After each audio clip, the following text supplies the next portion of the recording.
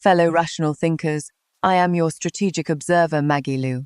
The data sample we are going to deconstruct today is a textbook-level game of forced termination of an out-of-bounds agreement and high-dimensional asset restructuring. Let's take a look. On my wedding night, my concubine-born sister barged into the bridal chamber with disheveled clothes, and my single sentence, beat her to death with a cane, stunned the entire room on my wedding night. I was sitting in front of the bronze mirror when my concubine-born sister just barged in like that. She cried herself hoarse, saying that the heir had mistakenly trespassed into her boudoir. Among the room full of maids and old servants, not a single one dared to make a peep. Beat her to death with a cane immediately. I only said these 4 words. My concubine-born sister abruptly sat bolt upright, her eyes wide open. You're actually serious. She is your sister. The heir's face also darkened as he slowly walked closer.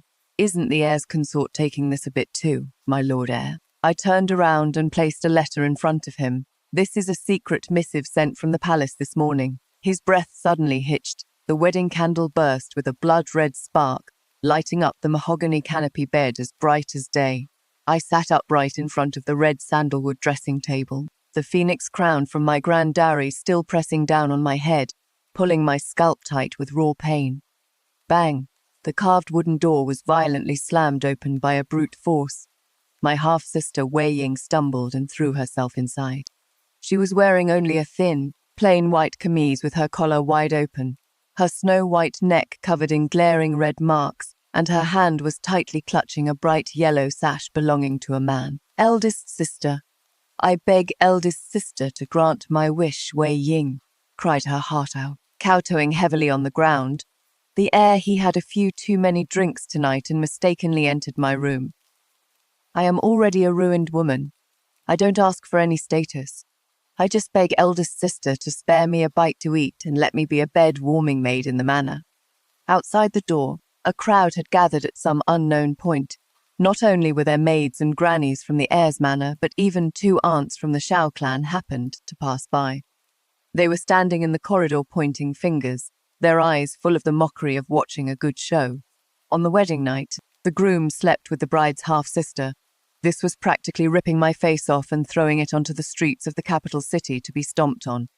The heir Xiao Jie strode in from outside, with a dark face, his originally gentle features now covered in a layer of frost. He didn't even glance at Wei Ying on the floor and walked straight towards me. Rua, there is something fishy about this. I was just in the study earlier. Cane her to death immediately. These few words floated lightly out of my mouth, cutting off Xiao Jie's explanation. The room suddenly fell dead silent. The wind blew past the eaves, and even the whispering outside the door seemed to be chopped off by a blade. Wei Ying's fake crying got stuck in her throat. She jerked her head up, staring a hole through me like she didn't recognize me at all. What did you say? I slowly stood up, looking down coldly at this half-sister who had been scheming for 3 months. I pulled the golden phoenix gold hairpin from my head and casually tossed it onto the table with a crisp clank.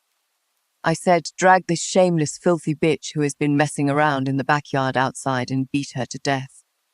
Wei Ro, you wouldn't dare. Outside the door, second aunt of the Shao family couldn't hold back and jumped out, putting on her elder airs. She might already have the heir's flesh and blood in her belly. You're a brand new bride, committing the sin of jealousy from the 7 grounds for divorce. Aren't you afraid of being divorced and sent back to your family? Divorce me? I sneered, walking straight up to second aunt, my gaze as sharp as a knife. Auntie must be getting senile.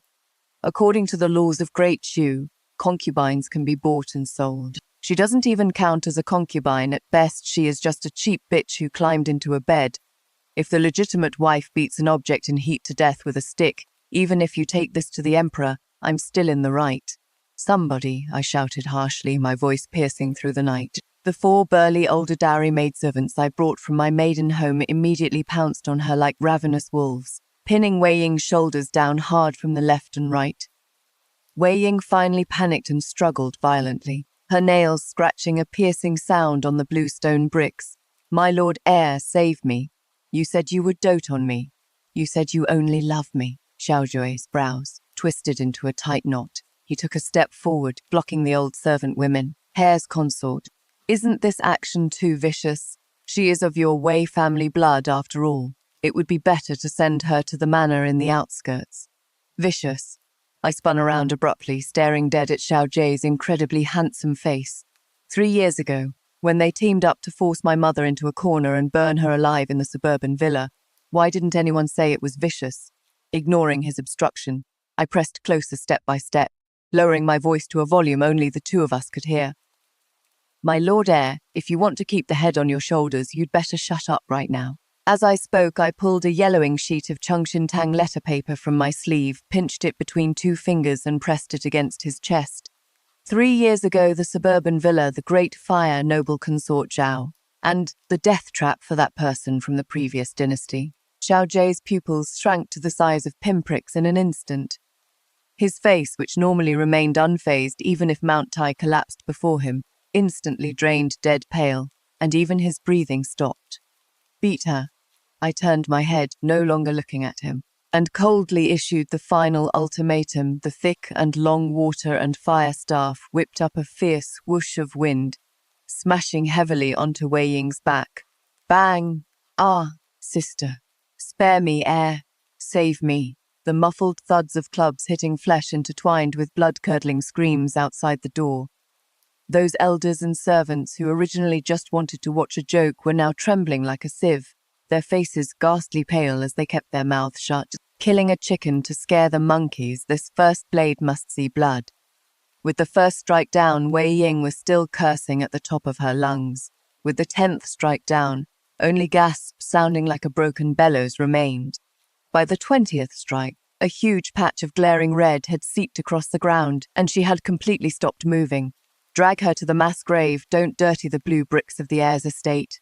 I took the warm towel handed to me by my personal maid Qingmei, wiping my already completely dust-free fingers one by one. The crowd outside the door scattered clean away as if they were dodging a plague god inside the room. Only I and the stiff-bodied Xiao Ju were left.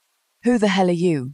Xiao Jiao dared at me, the warm disguise in his eyes completely torn apart, replaced by a beast-like vigilance and murderous intent. He suddenly reached out, wanting to snatch that sheet of letter paper from my hand. I flipped my fingertips, and the letter paper slid back into my sleeve like a swimming snake. The next second, I slammed a backhand onto the tabletop. A massive bang rang out. A chipped bronze object was shockingly embedded right into the hard red sandalwood tabletop. Xiao Jie's eyes fell on that object, his pupils quaking, his Adam's apple bobbing wildly out of control. The Zhenbei army's half a tiger tally. Even his voice was shaking. Guess you're not totally blind. I pulled out a chair and sat down, the hem of my skirt slashing a sharp arc in the air. Lord Heir, I suppose we can get reacquainted now. I'm Wei Ruo, the daughter of the Zhenbei general, the one you all claimed died in the flames 3 years ago. Xiao Jui took half a step back, looking at me like he was staring at a seductive ghost that had just crawled up from hell. Impossible. That fire burned for 3 days and 3 nights. Even the bones were burned to ashes. Yeah, all thanks to your dear mother, noble consort Zhao. My eyes turned instantly cold, my killing intent unleashed without any disguise. She thought that by setting up a flawless trap and burning my mother to death as a scapegoat, she could hide her secret of secretly colluding with the Scorpio assassins and plotting for the throne. Shut up, you dare slander the current noble consort. Xiao Jie fiercely drew his sword from the wall, the tip pointing right at my throat. The cold blade pressed against my skin just 1 inch further, and my blood would splatter right on the spot. But I didn't even bat an eyelash. Stab me, then. I leaned forward against the sword's edge, the blade immediately pressing a bloody mark into my neck. Kill me. First thing tomorrow morning. 30,000 Zhenbei army troops will trample the city gates flat in the name of clearing the emperor's side. At the same time, hard proof of how noble consort Zhao framed the previous dynasty's crown prince, and how she secretly swapped the babies, will be plastered all over the bulletin boards of every street in the capital city. Xiao Jie's sword-holding hand trembled violently. He was a smart guy, and the thing smart guys fear the most is running into a psycho who doesn't even care about their own life. And I was exactly that kind of psycho, one who had already died once in a sea of fire. What the hell do you want? He gritted his teeth and finally pulled the sword back, looking like all the strength had been drained out of him. Let's make a deal. I took out a clean handkerchief and pressed it against the bloody mark on my neck. Noble consort Zhao is your enemy too, isn't she? She uses you as a meat shield in the fight for the throne, ready to sacrifice you at any moment to save the third prince. I tore open the deepest scar in his heart word by word. Help me track down every single person involved in the arson back then, and I'll help you rightfully sit on that dragon throne. This wasn't what you'd call a married couple. This was a pact between desperados. Xiao Jie stared dead at that half of the military tally, desire and struggle clashing violently in his eyes. After a long while, he closed his eyes, his voice hoarse. Deal, bang, bang, right at that moment. There was a violent knock on the tightly shut door. Lord Heir, Lady Heir, someone from the palace is here. The butler's voice trembled outside the door. It is Momo Chin from the noble consort side, saying she is here to deliver a wedding gift to the Lady Heir. That was fast. I looked at Xiao Jue, a bloodthirsty smile curving on my lips. Lord Heir, it is time to put your acting skills to the test. The moment the door opened, a suffocating pressure washed over us. Momo Chin was dressed in dark brown palace attire, with a pale, beardless face and eyes slanted high up at the corners. Behind her followed 4 brawny eunuchs, holding all kinds of sandalwood brocade boxes. She curtsied with apparent respect, but her peripheral vision swept the room like a radar, eventually locking onto the few drops of Wei Ying's uncleaned blood on the grey brick floor.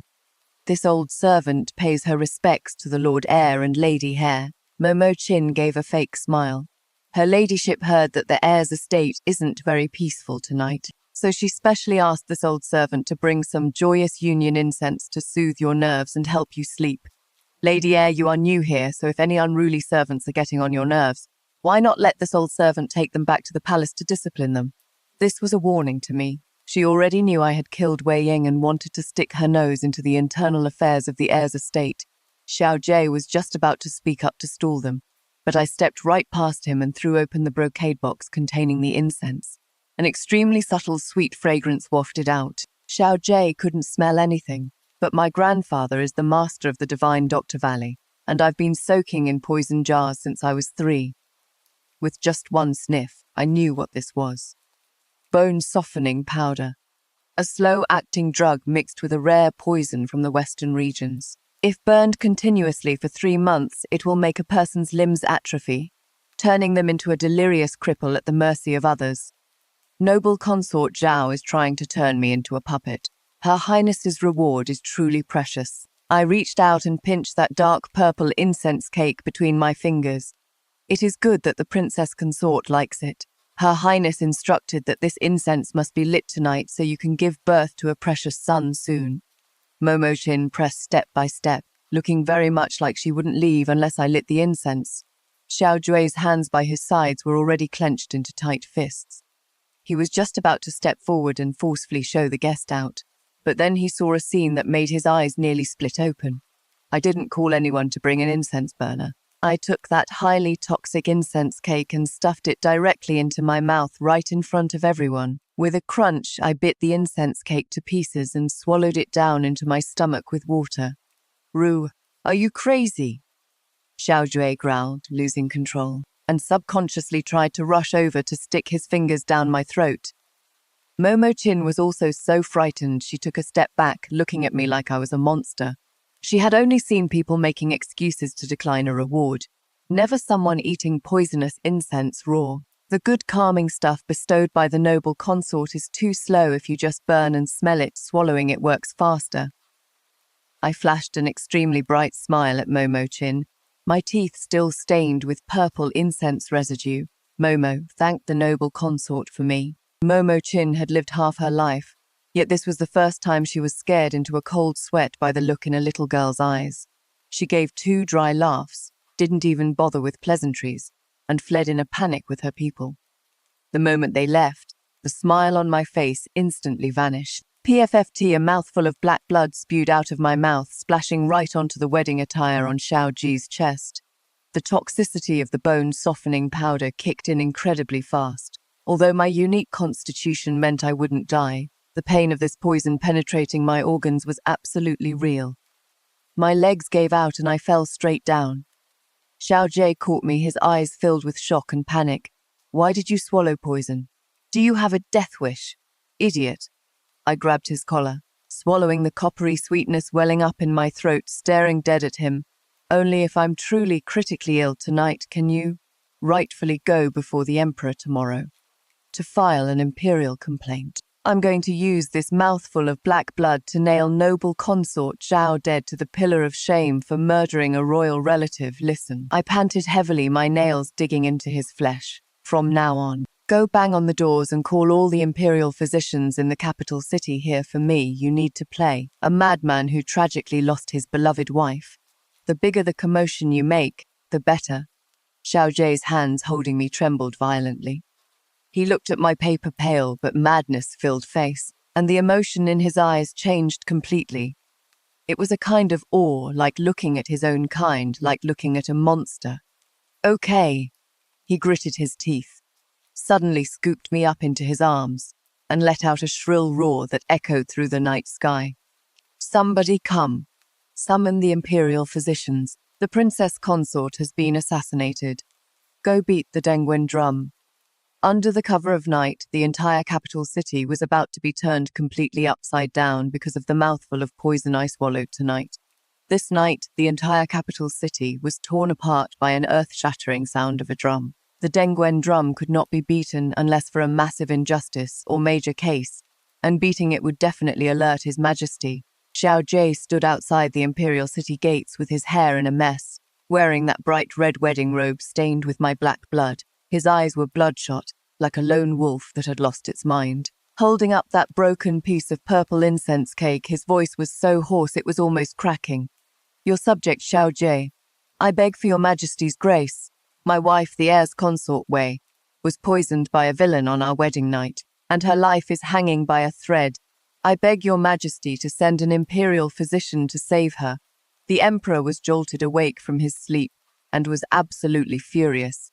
But facing an heir covered in blood and agonizing over losing his beloved wife, the Emperor had to put on the act of a benevolent ruler. With a grand wave of his hand, all the imperial physicians from the Imperial Medical Department grabbed their medical boxes overnight and marched en masse into the heir's mansion. At this time, I was lying on the canopy bed, my face showing a deathly ashen purplish blue. Imperial Physician Zhang, head of the Imperial Medical Department, placed his trembling hand on my wrist to check my pulse.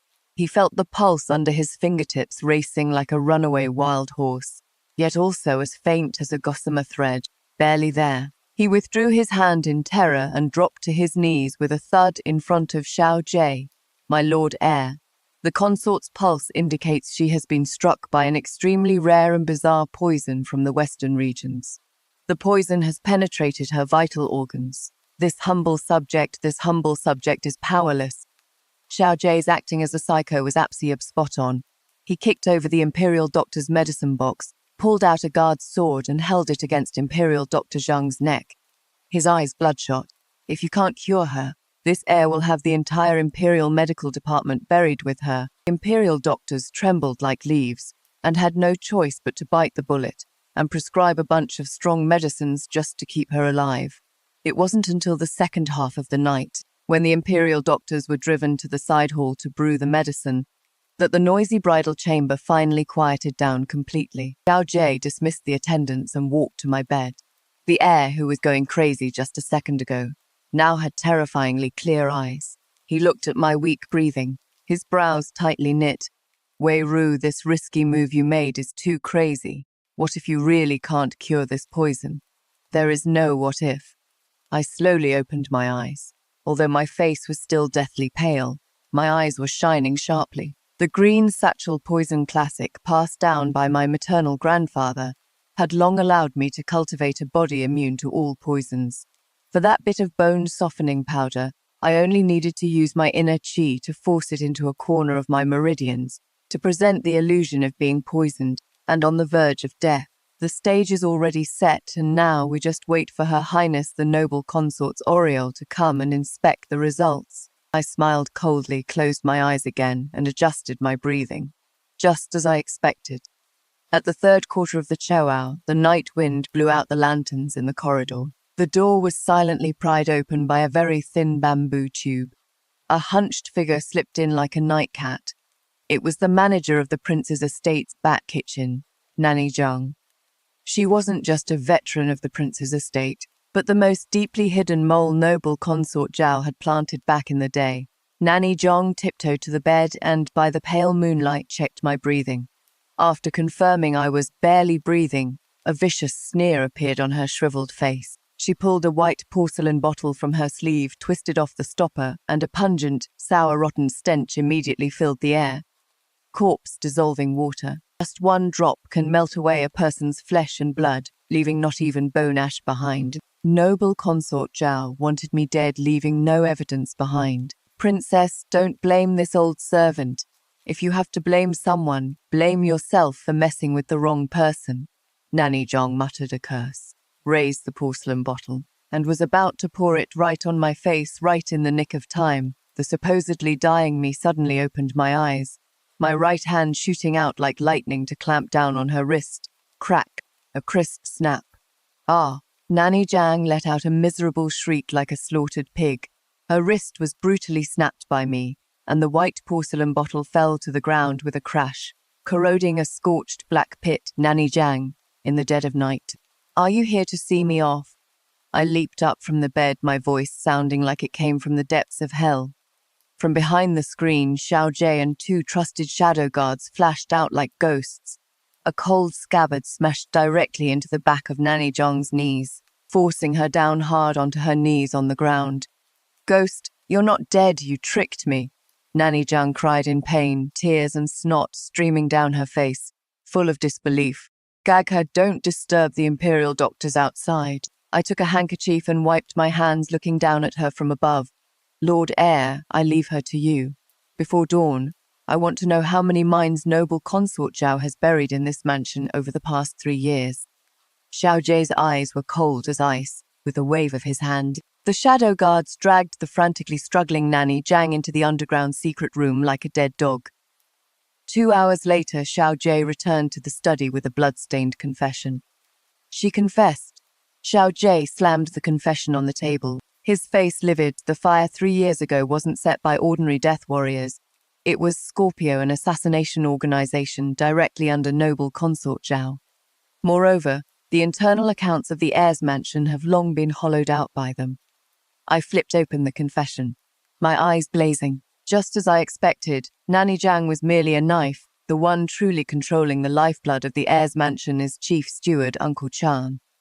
Starting 3 years ago, Uncle Chen would transfer large sums of silver every month to a place called the Black Scorpion Guild, under the guise of mansion repairs and purchasing medicinal herbs. This money was entirely used by noble consort Zhao to secretly raise a private army. Should we just grab Uncle Chen and serve him some heavy torture? Xiao Ju gripped his sword hilt, seething with murderous intent. No, I waved my hand.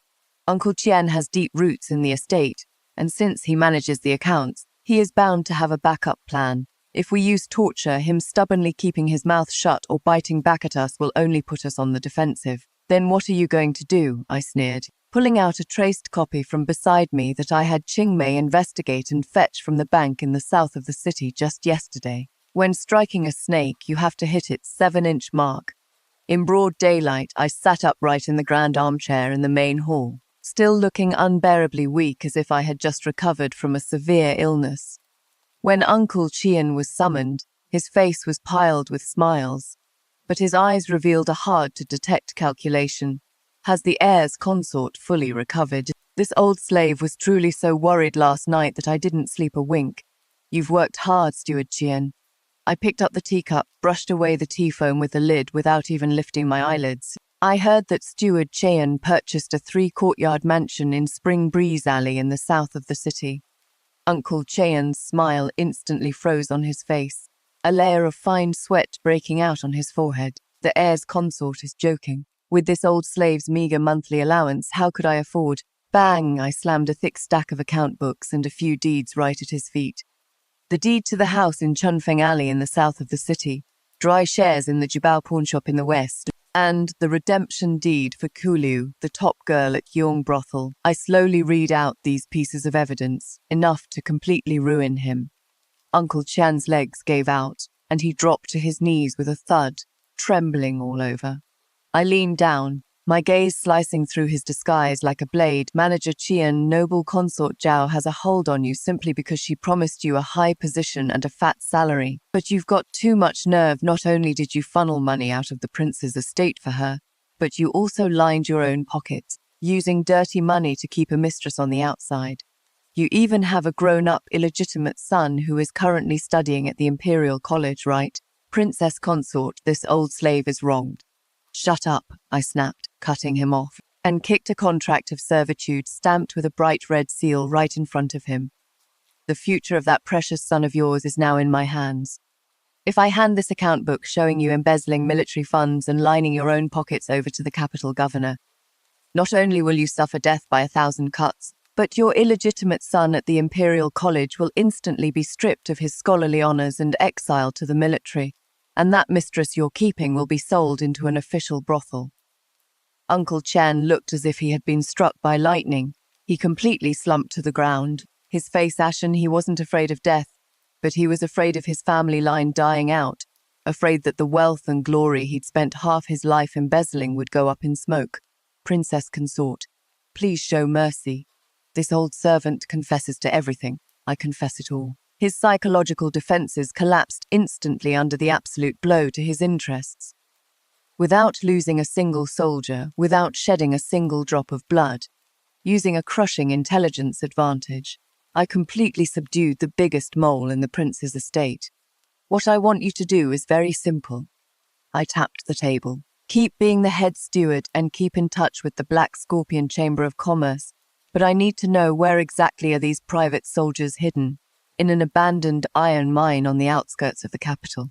Uncle Qian spilled everything at once. The boss of the chamber is called Scorpion Lady, and she will hold an auction at the underground ghost market in the west of the city the day after tomorrow. Very good. I stood up. Cough up the money you embezzled with interest to fill the estate's deficit. Your life and your son's future are safe for now. Just then, a shrill announcement suddenly rang out from outside the door. The imperial edict has arrived. Chief Eunuch Li, holding a fly whisk, strode into the main hall with a squad of royal guards. He glanced at Uncle Qian kneeling on the floor, then looked at a pale-faced me, giving a fake smile, passing on His Majesty's oral decree. The third prince has suddenly come down with a severe illness, and the Imperial Medical Department is helpless. Hearing that the princess consort is a descendant of the divine Dr. Valley, the princess consort is specially ordered to enter the palace immediately to treat the third prince. Respect this. Xiao Jie's expression changed drastically. Entering the palace at a time like this, and even calling me out by name to save the third prince. This is definitely a death trap set up by noble consort Xiao. She clearly knows I'm gravely ill, yet she insists on recommending me. If I don't go, it is defying a royal decree. If I go and can't cure him, I'll be labelled a quack who deceived the emperor and be directly executed. What a brilliant trick to kill with flattery. What a perfect way to lure me into a trap. The Imperial Palace, Qinghe Hall. The heavy, bitter smell of medicine almost covered up the extravagant scent of ambergris inside the hall. The third prince lay on the dragon bed with a face as pale as gold paper, unconscious with dark blood oozing from the corners of his lips.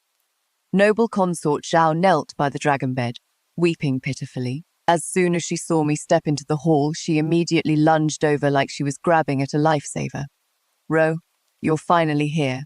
Your maternal grandfather is the master of the divine Dr. Valley. You definitely have a way to save my imperial son, right? Her nail guards dug fiercely into my arm. But an extremely hidden, vicious anticipation flashed in her eyes. She was waiting for me to be completely helpless, waiting for the emperor to chop off my head. The emperor sat on the high dragon throne, his face grim as water. Princess consort, I heard you were poisoned on your wedding night, so I shouldn't be troubling you. But my imperial son's life is hanging by a thread. If you can save him, I'll pardon your crimes. If you can't. The emperor didn't continue, but the air in the entire hall froze. I, your daughter-in-law, will definitely do my best. I pushed away noble consort Zhao's hand. walking toward the dragon bed with steps that seemed weak but were actually steady. All the old men from the Imperial Medical Department were kneeling on both sides, not even daring to breathe. I took the third prince's pulse, raising my eyebrows slightly. His pulse was chaotic and his blood and chi were flowing backward. It was indeed poisoning, and the poison was a forbidden drug from the previous dynasty Qianji poison. When this poison acts up, a person's limbs will convulse, and they'll eventually die from a snapped spine. But the strange thing was, the dosage was extremely light, only enough to put someone into a deep coma, not enough to be lethal. Obviously, this was a self-directed, bitter flesh trick, just to screw me over. Noble consort Zhao even dared to be ruthless to her own biological son. She truly has a heart of a snake and scorpion. How is it? The emperor asked in a deep voice. To answer you, Imperial Father, His Highness has been poisoned with Qianji. As soon as I said this, the whole hall was in an uproar. Noble consort Zhao let out an extremely exaggerated shriek. Qianji. That is a poison only the remnants of the previous dynasty have. Who is trying to harm my imperial son? I ignored her performance and directly opened the golden needle kit I carried with me. Imperial Father, although this poison is fierce, your daughter-in-law can save His Highness's life. It is just... I changed my tone, my gaze falling on the third prince's tightly clenched right hand. Before applying the needles, all accessories worn on His Highness's body must be removed, especially this sachet. As I spoke, I directly reached out to pry open the third prince's hand. Stop. Noble consort Zhao, like a cat whose tail had been stepped on, suddenly rushed over to stop me. The imperial physician said, my imperial son cannot be moved casually right now. What is the noble consort afraid of? I abruptly turned around, my sharp gaze directly piercing her eyes. At that moment, I was no longer that sickly and weak heir's consort, but an asura who had crawled out from a pile of corpses. I ignored her obstruction, forcefully pried open the third prince's fingers and yanked that sachet out. That was a silken pouch embroidered with a lifelike black scorpion using gold thread. The emperor's gaze instantly became as sharp as a blade when he saw that scorpion. As a monarch, what he dreaded most was this kind of personal item with a mysterious totem. Pinching that sachet, I walked straight to the center of the main hall and raised it above my head. Father Emperor, at my wedding yesterday, I, your daughter-in-law, received a piece of Hewen incense, sent by Nanny Chin, and I vomited blood upon smelling it. And what a coincidence, the scent emitted from this silken pouch that caused the third prince to be poisoned and fall into a coma comes from the exact same source as that poisonous incense. Boom! It was as if a sudden crack of thunder exploded within the great hall. Noble consort Zhao's face turned as pale as paper. Her legs gave way and she knelt down. Your Majesty, I am wrongfully accused. I don't know who secretly slipped this incense sachet to my son. Someone is definitely planting evidence to frame us. Planting evidence. I sneered out loud, directly tore open the incense sachet, poured the incense inside onto a silver tray, and then pulled out a silver needle and pierced it into the pile. The silver needle instantly turned as black as ink. When this Qianji poison is mixed with bone-softening powder, it produces a peculiar exotic fragrance. Your ladyship, the poisonous incense you sent to the heir's mansion is exactly the same as the poison on your son. How do you explain this? I pressed her step by step, not giving her a chance to catch her breath at all. Could it be that, your ladyship? You not only wanted to poison me, the newly wedded heir's consort, but even your own biological son has become your tool to fight for power and frame others. You're talking nonsense. You're slandering me. Noble consort, Zhao screamed like a madwoman. Enough. The emperor angrily slammed the dragon throne and suddenly stood up. He walked over to the silver plate, looked at the pitch-black silver needle, and then at the trembling noble consort Zhao, his eyes already filled with thunderous fury. Wei Ruo, administer the needles to my son first, the emperor ordered, forcefully suppressing his anger. Then he glared dead at noble consort Zhao. Zhao Wan, you'd better pray my son wakes up. Otherwise, I will have the entire Fengyi palace buried with him. I turned around, a barely noticeable sneer tugging at the corners of my mouth, with my fingers flying 9 3-inch gold needles pierced flawlessly into the acupoints on the top of the third prince's head and his chest. The Yama's life-snatching needles from the Qingnang poison manual could not only detoxify, but also, at the exact moment of detoxification, make the poisoned victim endure extreme agony. PEF-FT, in just the time it takes half an incense stick to burn. The third prince suddenly jerked upright, spewed out a large mouthful of foul-smelling black blood, and then let out a shrill scream, his entire body thrashing madly on the dragon bed. He woke up, and amidst the extreme agony, his sanity was completely destroyed. Mother. It hurts so much, the third prince panted heavily, deliriously grabbing noble consort Zhao's sleeve as he wailed. Didn't you say this poison wouldn't kill anyone? Didn't you say that? As long as I pretended to be sick, we could get rid of that Wei girl. It hurts so much. Dead silence. A deathly silence shrouded the entire Qinghe hall. The third prince's delirious ravings became the most fatal court evidence, poisoning himself to frame someone. This is deceiving the sovereign. I pulled out the gold needle, slowly stepped aside, concealing my merit and fame. In this game of chess, noble consort Zhao wanted me dead, so I made her lose the whole game. Good, very good. The emperor laughed out of extreme anger. That slap across noble consort Zhao's face sent her flying right out. Guards, drag this venomous woman into the cold palace and keep her under strict guard. Without my decree, no one is allowed to visit. Just as the imperial guards dragged noble consort Zhao down like a dead dog, I dropped to my knees with a thud, offering up the yellow Cheng Xintang's secret letter from last night with both hands. Imperial father, see clearly, since Her Highness the noble consort is as vicious as a viper. Then your daughter-in-law pleads with Imperial father to reopen the case of the suburban villa fire from 3 years ago. I kowtowed heavily, my voice echoing through the grand hall, because that fire was no accident at all. It was a shocking bloodbath where noble consort Zhao colluded with assassins to murder the families of court officials. The storm completely descended. Inside Qinghe Hall, you could hear a pin drop. The emperor stared fixedly at the yellowed secret letter I presented, his withered fingers crumpling the paper until it crunched. On that letter, not only were there traces of noble consort Zhao's dealings with the Scorpio organization, but it also subtly mentioned words like suburban villa and remnants of the previous dynasty, taboo phrases that touched the dragon's scales. The emperor's expression was unreadable. He was wary of the previous dynasty's crown prince, but he also absolutely wouldn't tolerate a harem concubine secretly raising assassins and wielding such immense power. Wei Ro, do you know what it means to bring out this letter? The emperor looked down at me, murderous intent faintly visible in his eyes. I already ruled the case from 3 years ago, an accident. Reopening it now is a slap in my face. Your daughter-in-law wouldn't dare. I kept my back perfectly straight, facing the imperial pressure without shrinking back at all. But according to the laws of Great Chu, a life for a life, noble consort Zhao dared to use Qianji poison on a prince today. Tomorrow she'll dare to reach into the Chenqing palace. I'm not just seeking revenge for my murdered mother. I'm pulling out this tumor growing at the feet of the Son of Heaven for you, Imperial Father. I forcibly tied the Emperor's interests to my revenge. The Emperor was an extremely paranoid egoist. He looked at the bloodstains on the floor left by noble consort Zhao, who had just been dragged away, and weighed his options over and over. What a sharp-tongued descendant of the divine Dr. Valley. That father of yours who died in battle sure had a good daughter. The Emperor took a deep breath, and from the gold-lacquered wooden box on the dragon desk, he took out a gold medallion coiled with 9 dragons. With a clang, the gold medallion was thrown at my feet.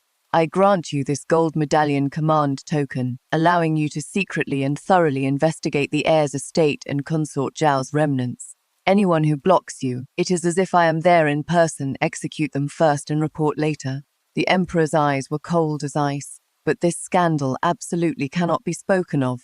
If you stir up a storm over the whole city, I will still take your head. This daughter-in-law obeys the decree. I picked up that cold and heavy gold medallion, a bloodthirsty smirk curving up the corners of my mouth. The Emperor wanted to borrow my hands to quietly clean house, and I will use this imperially bestowed gold medallion to completely pierce through the sky of the capital city. When I walked out of the imperial palace, the sky was already faintly bright. Xiao Jie had been waiting outside the palace gate all this time, but blood-stained wedding attire looking exceptionally glaring in the morning light. Seeing me walk out safe and sound, his tense shoulders visibly relaxed. Got it. He strode up to meet me. I opened my palm, and the gold medallion sparkled in the morning light. The imperial sword is in hand, my lord heir. From now on in this capital city, we walk sideways. Returning to the heir's estate, a swift and decisive purge immediately began. With the emperor's imperial edict as backing and the full confession of Uncle Chen, the mole, in just half a day, the 36 spies planted by Consort Zhao in the heir's estate were secretly and cleanly executed by Xiao Jue's hidden guards. In the study, I looked at the map of the West City Ghost Market drawn by Uncle Chen, my fingertip tapping heavily on the location of the Black Scorpion Guild. Those 3,000 private soldiers are hiding in the abandoned iron mine. It is easy to defend and hard to attack. We can't use brute force. We can only outsmart them. I looked up at Xiao Ji. To catch the bandit, first catch the ringleader. Uncle Chen said, the boss of the guild. Scorpion Lady will show up at the underground auction tomorrow night. I'm going to meet her myself. Xiao Jue frowned deeply. The ghost market is a lawless place. A real mixed bag. Even if you take the Golden Command medallion, it is just scrap metal down there. It is too dangerous. Who said I was going to use the golden medallion to boss people around?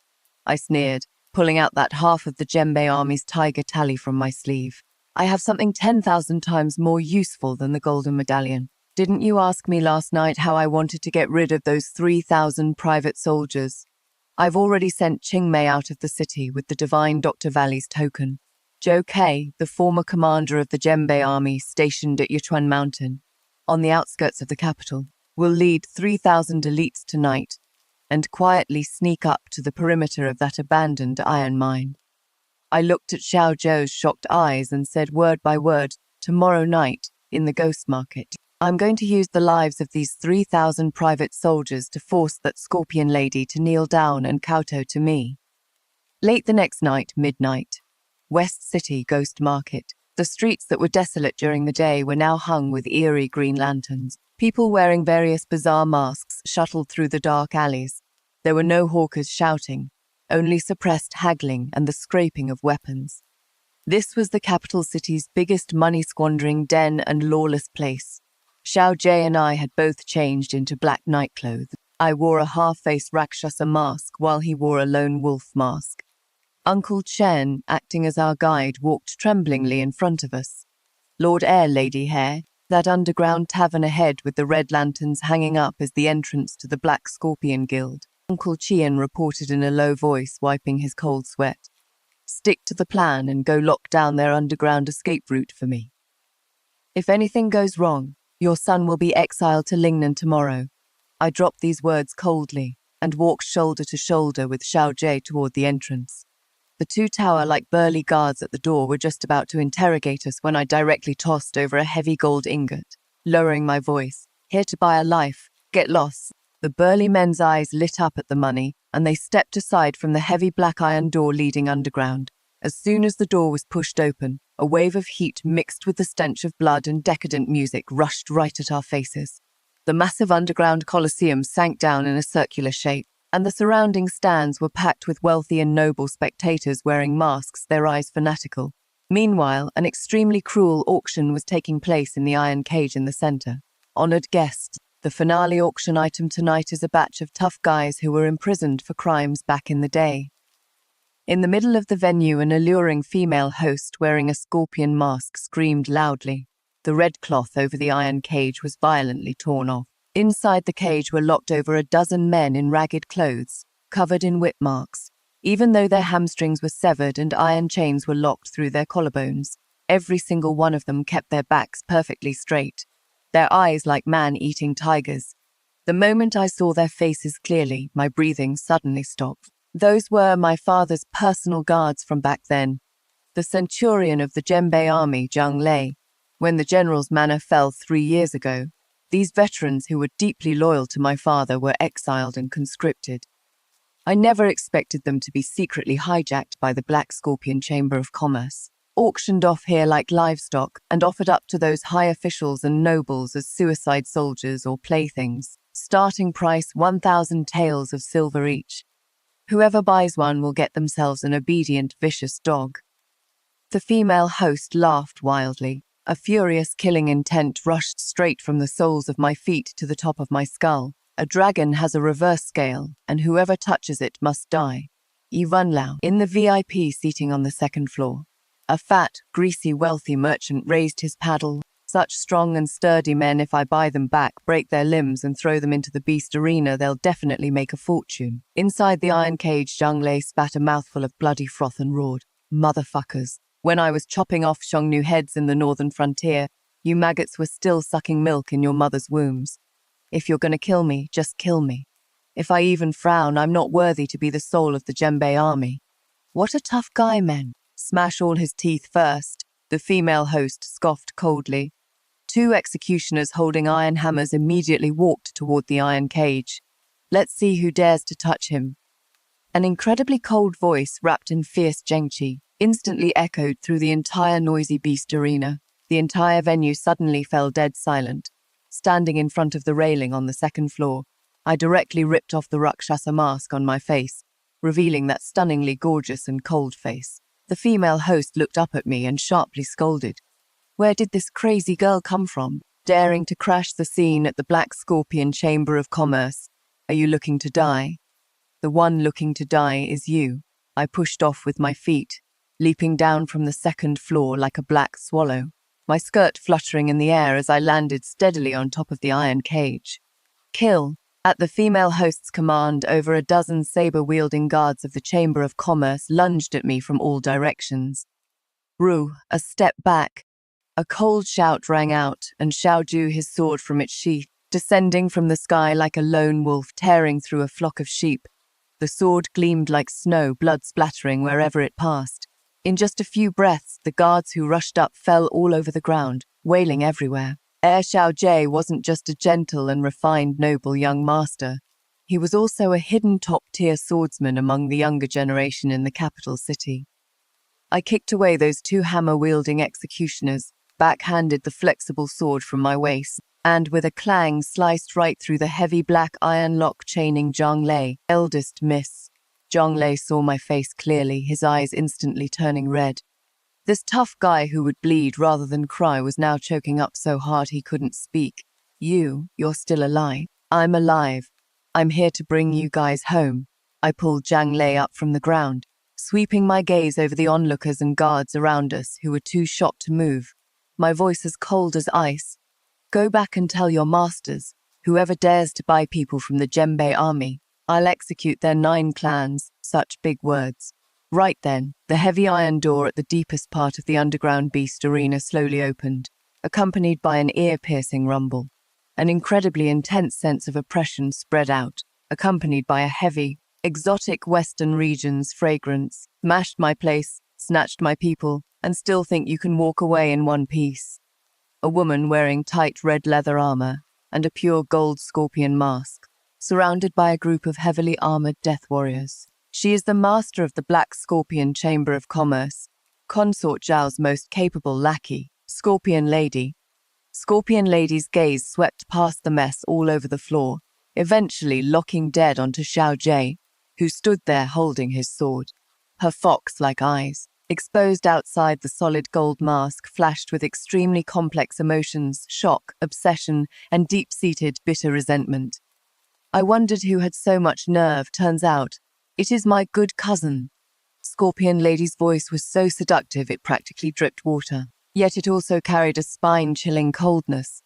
As soon as she said this, the tip of Xiao Jue's sword paused slightly. "Cousin," his brows furrowed tightly as he stared dead at that half-hidden face. The dusty memories in his mind instantly awakened. "What? Is the young lord so important that he has a short memory? Have you even forgotten the little girl who followed you around all day 16 years ago calling you Brother Jay?" Scorpion Lady slowly raised her hand and took off the solid gold mask from her face. Beneath the mask was an aggressively beautiful face, and below the corner of her right eye was a teardrop mole as red as blood. "Your Princess Al, Zhao Linga." For the very first time, Xiao Jiao's voice carried a trace of trembling. "Princess Al, daughter of the Duke of Jiangguo." and the biological niece of noble consort Zhao. 16 years ago, the Duke of Zhengguo's entire household was executed for being involved with the remnants of the previous dynasty. Everyone thought this delicate princess had long died in that bloodbath. Who would have thought that not only did she survive, but she also became a ruthless demoness in the underground black market who kills without blinking an eye. "'Tis rare that cousin still remembers me," Zhao Linge sneered, her gaze snapping toward me. "Then this must be Wei Ru, the heir's wife who caused an uproar all over town right after marrying in, and the orphan of General Zhenbei, right? Since you recognize me. Let's cut the crap." I shielded Zhang Lei behind me, the tip of my sword pointing straight at Zhao Linge. "Noble consort Zhao has fallen and been thrown into the cold palace. Your protective umbrella is gone. Now I'm giving you two choices. Either take your people and get out of the way, or I'll flatten this underground ghost market tonight." "Flatten me." Zhao Linge acted like she had heard the biggest joke in the world, laughing so wildly that tears almost came to her eyes. "Just the two of you.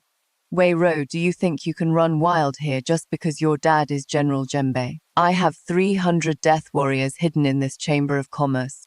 Neither of you is walking out of here today. Is that so?" I didn't panic at all. I reached into my clothes and held high that half of a tiger tally gleaming with a cold bronze light.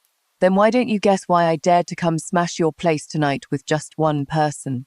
I looked at Zhao Linge's suddenly changing expression and pronounced the death sentence word by word. "You should recognize this half of a tiger tally, right? Right at this moment. At the abandoned iron mine in the outskirts of the capital. Those 3,000 private soldiers you're so proud of have already been completely surrounded by 30,000 elites of the Zhenbei army." Zhao Linge's laughter came to an abrupt stop. She took half a step back in disbelief, her face instantly turning deathly pale. You mobilized the garrison troops without an imperial edict. This is rebellion. I have the gold medallion arrow personally bestowed by His Majesty in my hands, and I'm acting on orders to wipe out the rebels. How can this be called rebellion?" I curled my lips in a mocking smirk. Zhao Linge. Zhao Zhao took a step forward, his voice heavy with grief. "You were tricked by consort, mother. The massacre at the Zhengguo Duke's mansion back then was simply a scapegoat scheme single-handedly orchestrated by consort mother to secure her own position. Not only did she ruin your whole family, but now she also wants to squeeze out your final bit of value, making you take the fall for her capital crime of raising private soldiers." "Shut up," Zhao Linge shrieked sharply, as if hit on her most painful scar. "Aunt is the only person in this world who treats me well. She is the one who dug me out from the pile of dead bodies. Treats you well. Treating you well means turning you into a shady assassin tool." I coldly interrupted her self-hypnosis, deciding to throw down my final trump card to completely shatter her psychological defenses. "Zhao Linge, in that big fire in the capital suburbs 3 years ago, you were ordered to burn my mother to death. But actually, you sneaked someone out of the fire back then, didn't you?" Zhao Linge trembled violently all over, looking at me like she'd seen a ghost. "You. How do you know?" "I don't just know you took away a man. I also know you thought that guy was the legendary crown prince of the former dynasty. You wanted to hold on to this trump card to one day overthrow the current emperor and clear the name of your Duke Zhengguo's mansion." I looked at her and cruelly tore away the curtain of truth. "Too bad you got one thing wrong. That person you went to such lengths to hide for 3 years isn't some remnant of the former dynasty at all. He is the current emperor's own flesh and blood, the 4th prince rumored to have died right after birth, one of the twins." Boom. This earth-shattering secret not only left Zhao Linge looking like she'd been struck by lightning, but even the death-sworn soldiers behind her started causing a commotion. "Impossible. That is impossible." Zhao Linge's mental defenses completely collapsed. She thought she was holding a sharp sword to overthrow the imperial power, but after all that, she had actually saved her enemy's own son. Nothing is impossible. I put away my sword and held out a hand to her. "Zhao, your whole life you've been deceived and used by noble consort Zhao. Now, there is only one path in front of you. Ally with me, hand over the command of the 3,000 private soldiers to me. I will clear the grievances of the Zhengguo Duke's mansion for you. I will send those who truly owe you a blood debt down to hell, one by one." In this cold, gloomy, and bloody underground black market. What I offered was not just a lifeline, but the raging flames of revenge she could not resist.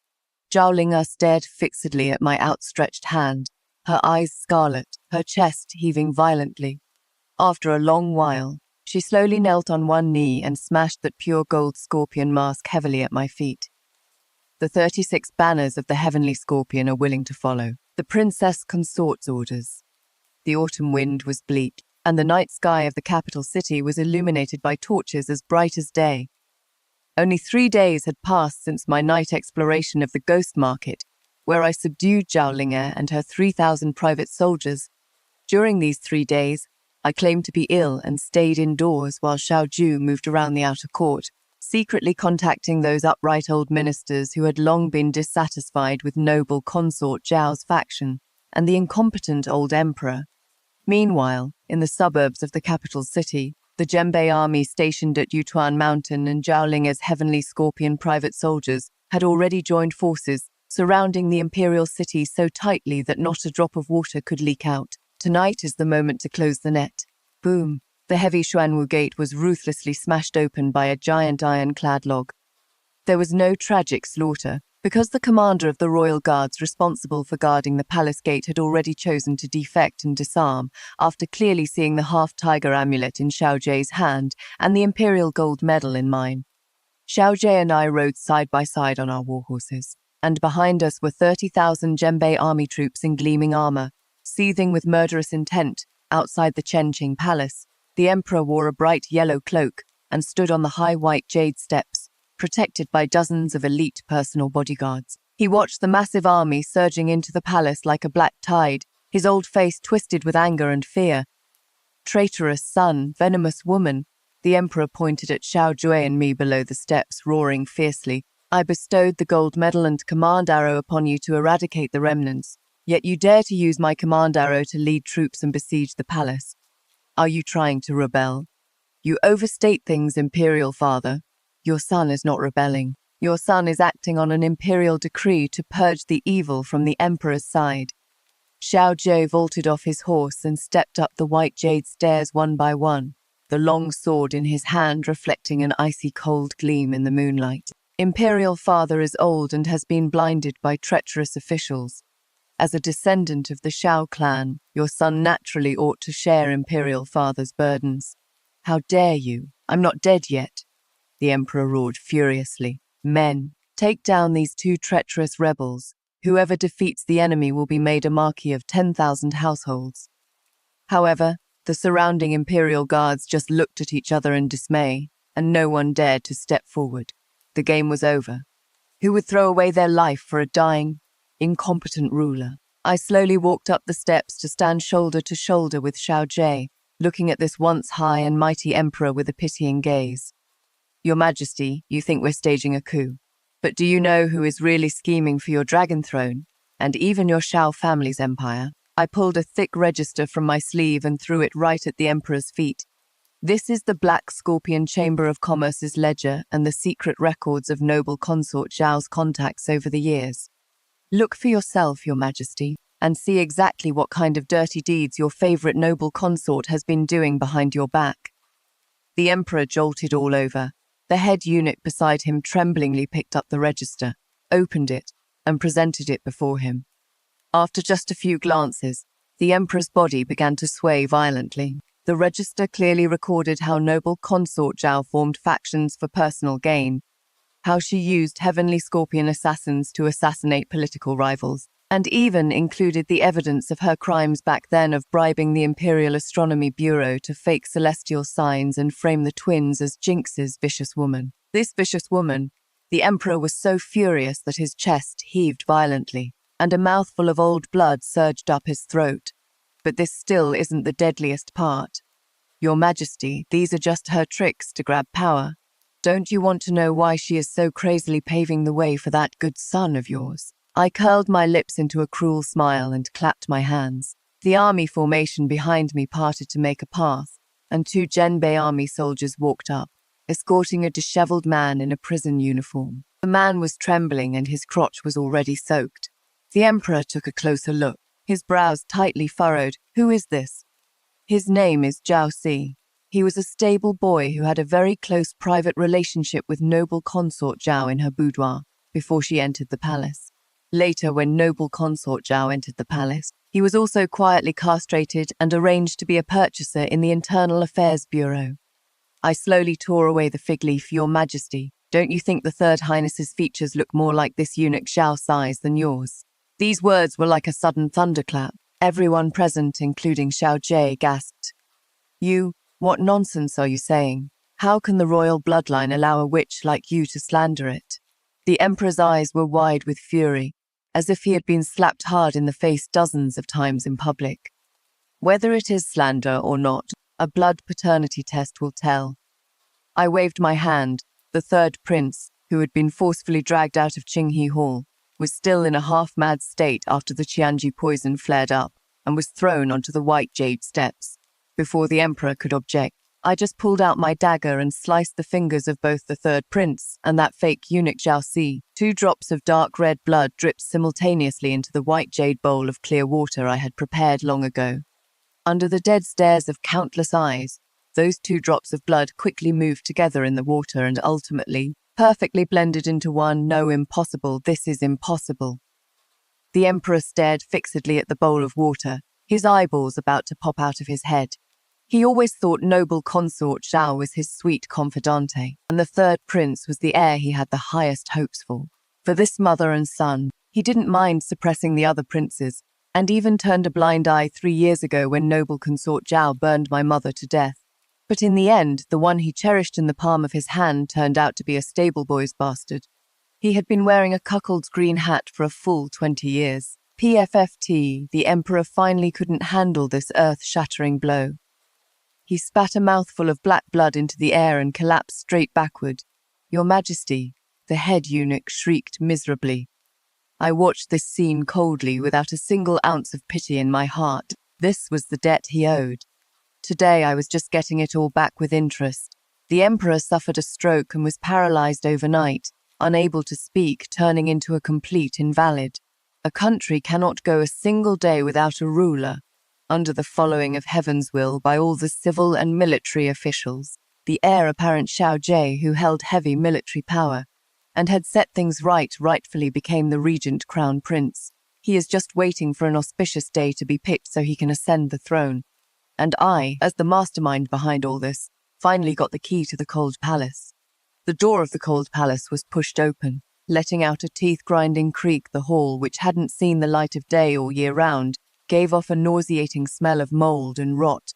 Consort Zhao, wearing a filthy prison uniform with her hair in a mess, huddled in the corner. Hearing footsteps, she jerked her head up like a startled beast. When she saw clearly that it was me, she shuddered all over, then let out a burst of shrill, ear-piercing manic laughter. Wei Ro, you won. You bitch. You actually trampled me underfoot. Consort Zhao crawled over on her hands and knees, staring dead at me through the rusty iron bars. But don't get cocky. My royal son is still here. As long as His Majesty still remembers our old feelings. As long as my royal son. Are you still counting on that bastard? I stood 3 steps away, looking down at her, my eyes full of mockery. What do you mean? Consort Zhao's laughter abruptly stopped, immense panic surfacing on her face. I clapped my hands and Qingmei walked in carrying a mahogany tray, upon which sat a cup of poisoned wine emitting a faint white vapor. Last night, in front of the Palace of Heavenly Purity and right before His Majesty the Emperor, we had His Highness the Third Prince and that stable boy named Zhao Si perform the blood drop paternity test. I admired her instantly cracking expression and continued unhurriedly. Guess what? The 2 drops of blood blended together perfectly. His Majesty the Emperor was so furious he had a stroke on the spot. Your precious son was stripped of his royal status this morning, reduced to a commoner, banished to the bitter cold lands of the far north, and forbidden from ever returning to the court.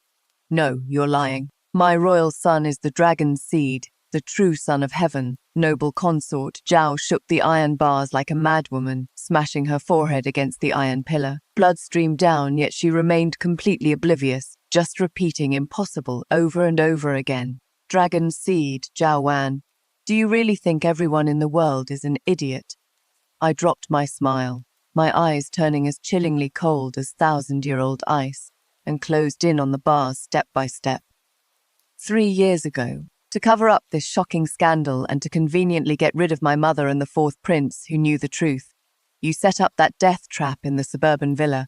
You had someone release aphrodisiac incense in the villa, wanting them to die in humiliation, and then set a fire to destroy the corpses and all evidence. You thought your scheming was foolproof, but you couldn't predict that my mother was as fierce as fire. She'd rather draw her sword to slit her own throat and throw herself into a sea of fire than ever suffer humiliation from a venomous bitch like you. My voice trembled slightly from extreme hatred. Every word I said felt like carving open a bloody scar on my own heart all over again. But today, I'm going to pay all this pain back to her 1,000-fold, a 10,000-fold. I grabbed noble consort Zhao by her neck that stuck out through the bars, pinning her tightly against the iron railing and forcing her to tilt her head up to look at me. Do you know why I didn't just kill you outright? Because death is way too cheap for a vain woman like you. I signaled for Qingmei to bring over that cup of poisoned wine. Added into this cup of wine are my divine Dr. Valley's specially made bone-melting powder and 7-day heartbreak red. After you drink it down, you won't die immediately. Your martial arts will be crippled. Your skin will fester bit by bit, and you will feel the agony of your internal organs being gnawed on by venomous bugs while wide awake. You will wail miserably for 7 days and 7 nights right here in this dark, sunless, cold palace, until you rot into a puddle of maggot-infested putrid flesh. Watching the extreme fear reflected in noble consort Zhao's eyes, I fiercely pinched open her jaw and poured that cup of poisoned wine right down her throat without spilling a single drop. Cough, cough, cough, help! It hurts so bad. My guts.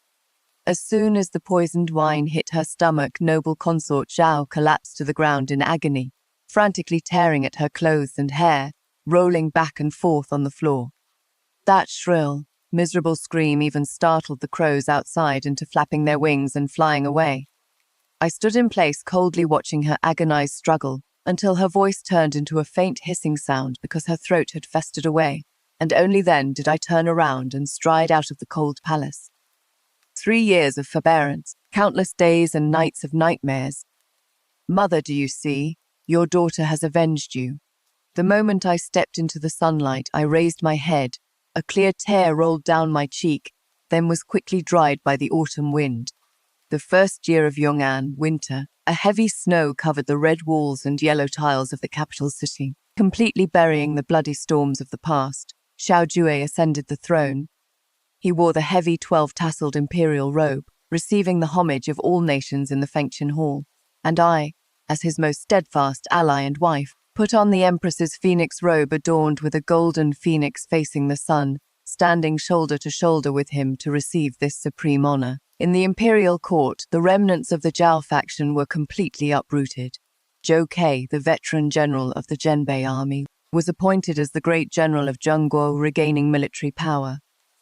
Meanwhile, Zhao Linge, the scorpion lady who once thirsted for blood in the dark, rejected the court's rewards after personally beheading several of the main culprits who participated in the massacre of the Zhengguo Duke's estate back then. She disbanded the Heavenly Scorpions and took her remaining subordinates far away to the western regions to build her own business empire. Everything seemed to have settled down. On the night after the grand ceremony, I took off my heavy phoenix robe and stood in front of the warm pavilion of Cunning Palace, watching the heavy snow falling thickly outside the window.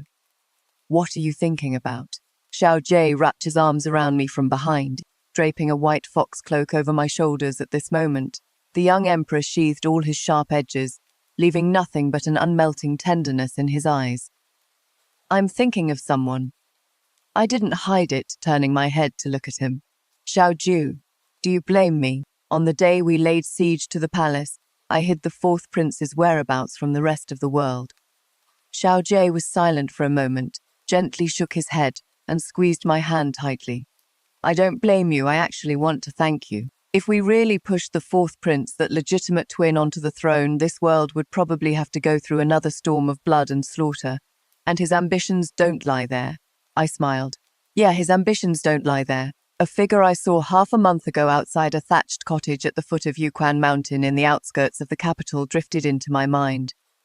It was a young man wearing a coarse blue gown and carrying a bamboo basket on his back.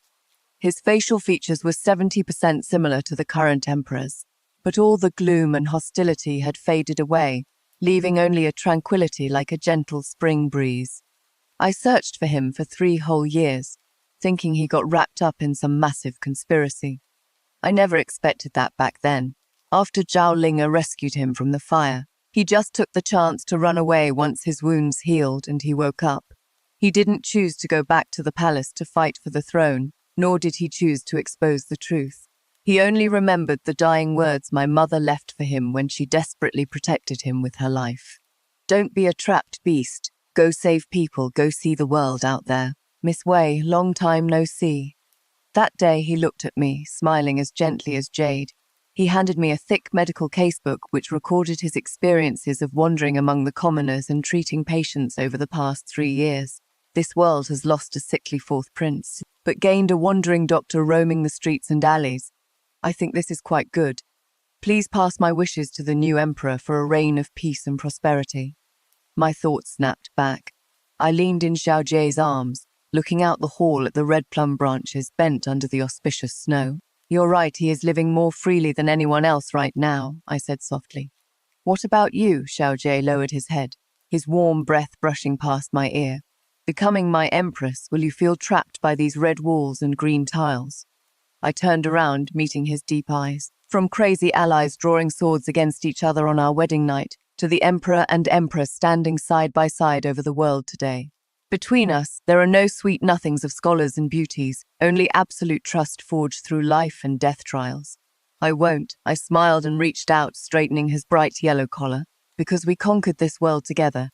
If one day you become a tyrant, I Wei Ruo will just as boldly grab a sword and storm the palace once more. Xiao Jie burst into laughter, sweeping me up by the waist and walking toward the canopy bed warmed by the piping hot underfloor heating. Don't worry, I will absolutely never give the Empress that chance. Outside the hall, the heavy snow had just cleared, and a bright moon broke through the clouds, illuminating the thousands of miles of rivers and mountains. Old grudges have burned to ashes in the roaring fire. A new legend has only just begun. Fellow rational thinkers, this high-stakes game named Fire Survivor System Usurpation perfectly concludes here. A true chess player never proves themselves in the mud, but directly flips the entire chessboard. Looking back at the spring-like narrative structure of this text, from the inner house drama-level suppression of having her sister climb into the bed at the start, quickly bouncing back to armed suppression by revealing her identity. From the perilous situation of swallowing poison to self-destruct, catapulting into a purge that takes over the inner house intelligence network. Finally, from incorporating the forces of the underground black market, striking directly at the highest point of imperial power. Every suppression that seems like a concession and constraint is the accumulated potential energy for the next massive system restructuring. The terrifying thing about Wei Ru is that she compiled all the variables that tried to consume her, the heir, the butler, the assassins, and even the emperor, into stepping stones for her own upgrade and seizure of power. Emotions are a pastime for those in high positions. Absolute control over power and strength is the ultimate barrier against betrayal. If this cold aesthetics of abandoning petty romance and using logic and strategy to launch a dimensionality reduction strike against all schemers has brought your cognitive system an iterative-like thrill, then please execute your data feedback, like, subscribe, and share to confirm that you have broken out of low-dimensional emotional friction. Go find your own military tally and be the one who can change the rules at any time. I am your strategic observer, Maggie Liu. Stay extremely clear-headed, and we will meet at the top in the next high-dimensional game.